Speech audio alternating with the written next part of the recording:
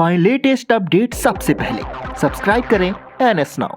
मान्यवर, मैंने एक सवाल लगाया था, जो सवाल उच्च प्राथमिक विद्यालयों में कार्यरत अनुदेशकों के समायोजन तथा मानदेय बढ़ाने पर क्या सरकार विचार करेगी। मान्यवर, मैं आपके माध्यम से मंत्री से अनुरोध करूंगा कि जिसने जवाब बनाया उनके खिलाफ कार्रवाई जरूर होनी चाहिए। इसमें आज्ञा संप्रति विचाराधीन नहीं है और प्रक्रिया बता दी। मान्यवर, प्रक्रिया की बात नहीं कर रहा मैं, उन शिक्षा मित्रों की बात यहां उठा रहा हूं जिन्हें भारत सरकार के नियमों के अनुसार जो मजदूरी 11,000 सबसे कम है ना, उससे भी कम मानदेय मिलता है। मान्यवर, मैं उनकी पीड़ा को रखना चाहता हूं। पहले तो मैं यही पूछना चाहता हूं, क्या इसका पूरा जवाब मिल पाएगा। मान्यवर, मैंने समायोजन की बात की। हमारे अनुदेशक शिक्षा मित्र, जो शिक्षा मित्र महिलाएं हैं, जब उनका चयन होता है वो किसी गांव में होती है, और जब मान्यवर चयन हो जाता है उसके बाद उनकी शादी होती है।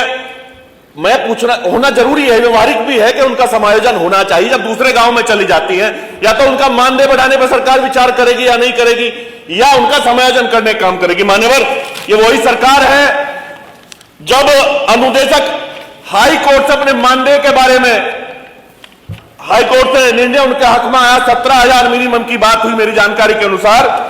तो यही सरकार 2 बेंचों से जीतने के बाद यही सरकार सुप्रीम कोर्ट जाती है।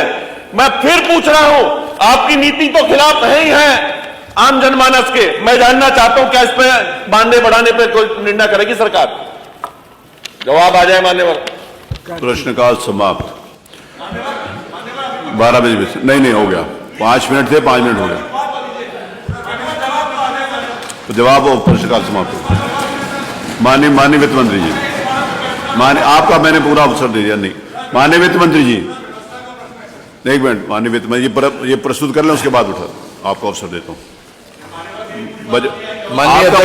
प्रश्न आ गया, जवाब आ जाएगा। माननीय मंत्री जी, माननीय मंत्री जी, जो जवाब जो इन्होंने पूछा है, आप उनको बुलाकर उनका जवाब दीजिए। सर एक सेकंड, बजट प्रस्तुत है उसके बाद। अच्छा, माननीय अध्यक्ष जी,